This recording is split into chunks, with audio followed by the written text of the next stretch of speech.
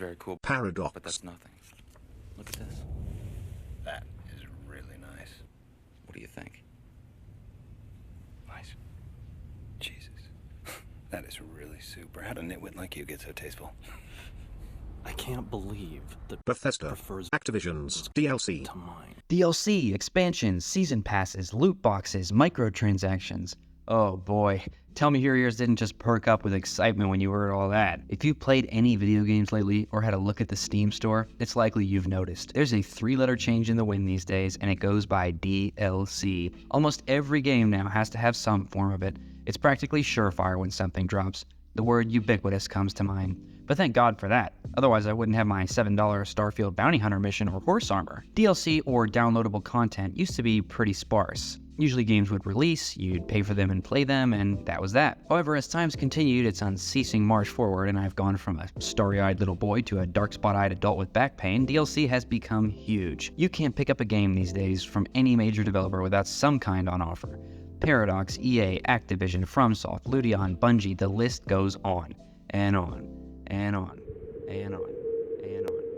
But is it really all that bad? I mean, I've probably spent an embarrassing amount of money on DLC in my lifetime. Surely I wouldn't do that if it wasn't worth it, right? Kinda. DLC in and of itself doesn't necessarily have to be bad. It's more the practices and conventions surrounding it as it's become more commonplace in the industry, which render it prone to what I'm gonna call the DLC disease. But what makes a good one? What makes a bad one? Who's doing it right? Who's doing it wrong? Fear not, dear viewer, for today I'm going to answer all these questions and more as we dive down the rabbit hole of paid game expansions together. And if you want some extra comfort and a cup of hot cocoa to keep you extra cozy on this little journey of ours, that'll be $2.99. No! No! Oh, God! Oh, God! According to Hewlett-Packard, which has an entire web page of history on the idea of DLC, weird I know, the practice really finds its origins with services like the Sega Channel that gave gamers the option to download games over the telephone, don't ask me how, during the 90s and early 2000s. Our buddies at HP go on to say that, quote, during this period, some publishers sold expansion packs with DLC perks, such as an additional level or map. With the rise of the internet and Steam facilitating easy transactions and availability, this practice has only continued to rise in popularity. But it wasn't always like it is today. We didn't always get force-fed piecemeal features that had been stripped from the base game and repackaged as extra content for extortionate prices. EA. You see, DLC used to be items like Morrowind's Blood Moon or the early Sims franchise iconic expansions which were jam-packed full of features. It used to be that almost always when you paid for DLC, you were going to get a serious addition to the full game you'd already bought. So basically, it was generally a worthwhile investment.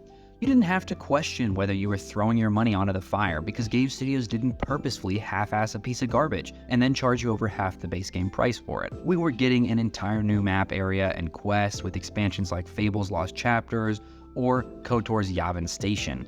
And that's how DLC should be. You pay for a full game and DLC offers extra hours of enjoyment and more fully fleshed out functional content on top of the original product. It's ethical, it's fun, and it makes sense. As God Howard would say, all of this just works. But I guess it didn't work well enough. Not for those who thought, hey, well, what if we just give them this piece of shit and charge even more? Because, oh boy, that's exactly what they did. You might struggle to pinpoint the exact moment that this practice became commonplace, but many people seem to think that it was in 2006 when Bethesda Softworks released a nice, beautiful, and ornate set of virtual horse armor for a single-player game, priced at a generous $250. A cosmetic in a single-player game. Just works. Regardless of whether or not this is what began the trend, it started anyways, and, well, it's still going. DLC has increasingly become a way for studios and developers to make more and more money off a game for a minimal amount of investment. You can package anything these days and sell it as a DLC. Extra gore? DLC. Sex? DLC. More vehicles, weapons, clothes, hairstyles? Say it with me, DLC.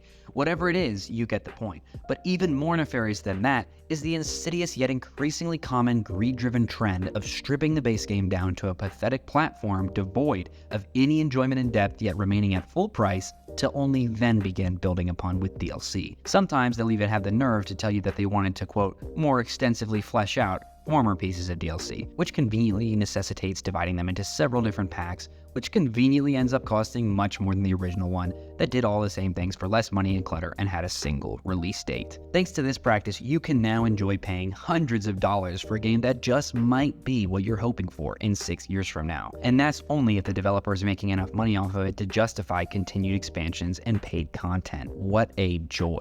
But enough yapping. You want something concrete, don't you? You want concrete, baby. Examples. Now, I just uploaded an entire 13-minute video specifically about The Sims 4, so while it's a great example and I'd highly recommend you check that out if you're interested, I'll have to use another here today as our little case study. Full disclaimer here, I like Paradox games. I love them. I swear, Paradox, if you're watching this, please sponsor me.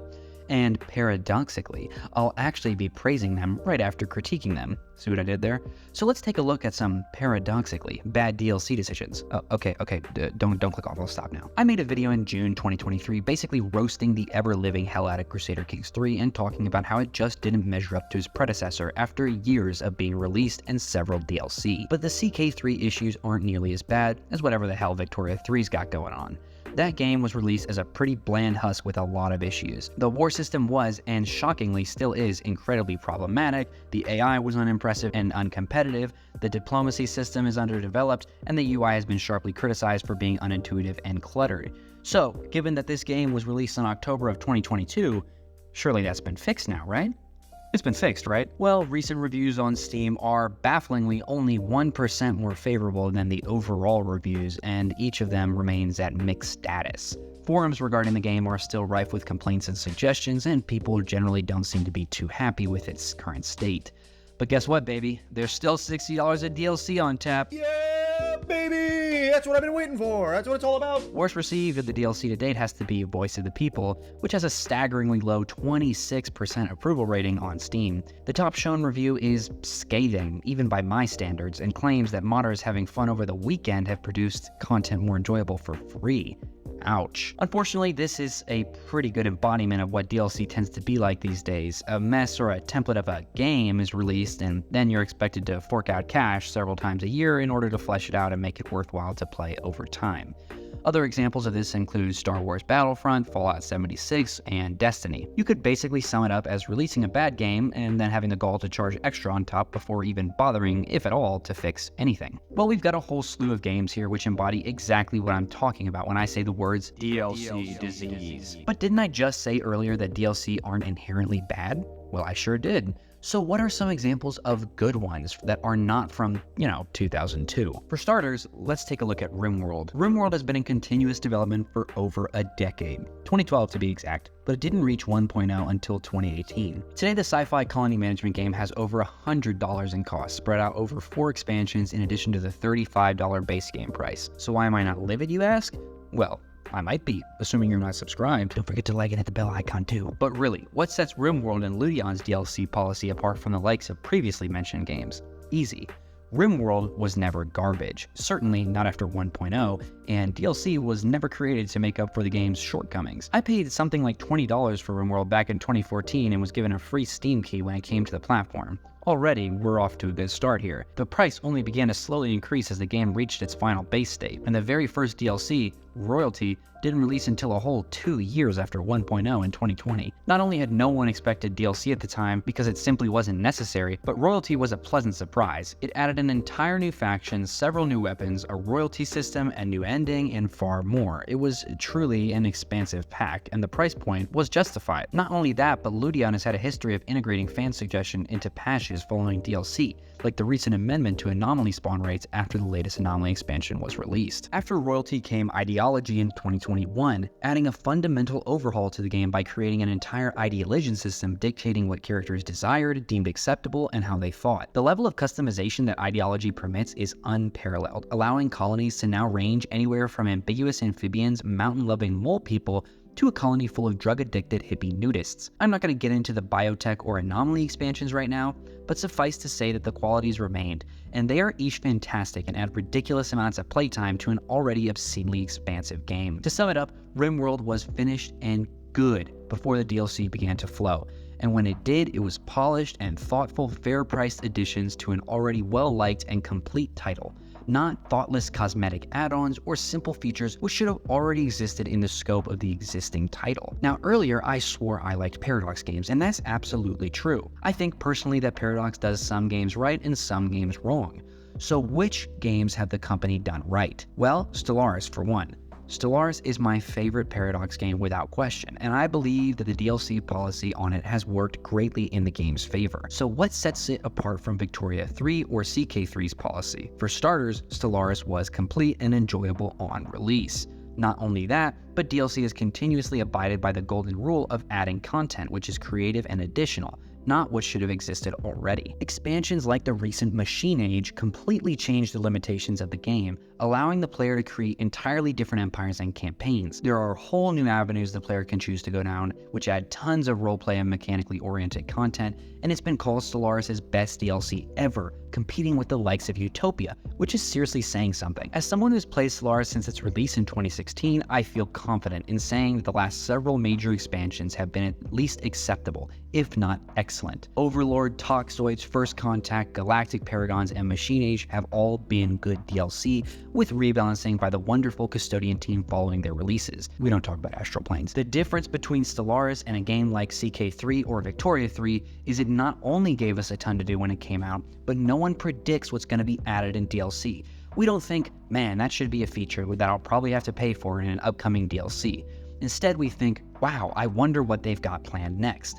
And so we are repeatedly shocked by the amount of new things added that we'd never even thought of or which exceed our expectations. That's when the DLC shines, when it's an addition to a complete experience that adds even more, extending the playtime of a game and giving the player something they either didn't know they wanted or exceeding expectations and going beyond to grant them something even better than what they'd expected for a desired aspect or feature of the game. And that's why I actually prefer Paradox's old DLC policy, because when times were good in CK2, we had a constant stream of incredible and fairly priced content, but that's a topic for another video. To give just one more example of another game which has done its DLC correctly, let's talk about Cyberpunk 2077. CD Projekt Red came out with Phantom Liberty in September 2023 for $30, and it received widespread acclaim. But why is Phantom Liberty not being mocked? Cyberpunk released in an awful state, right? How dare they have the gall to request something extra after giving us that excuse of a game? Turns out it's a little bit more complicated than that. While it's absolutely correct to note that Cyberpunk was a total mess on release,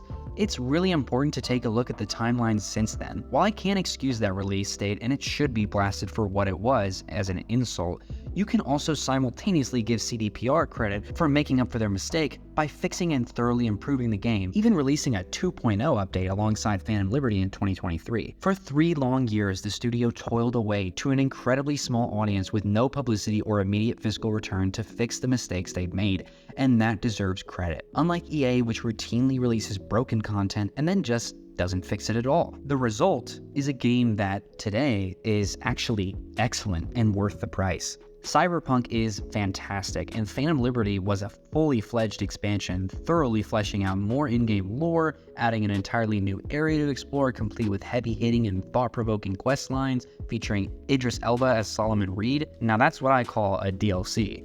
Not necessarily because big man Idris himself is in it, but because CDPR went above and beyond to create a fantastic story complemented by new items, mechanics, characters, missions, and areas. That's exactly what a DLC needs to be.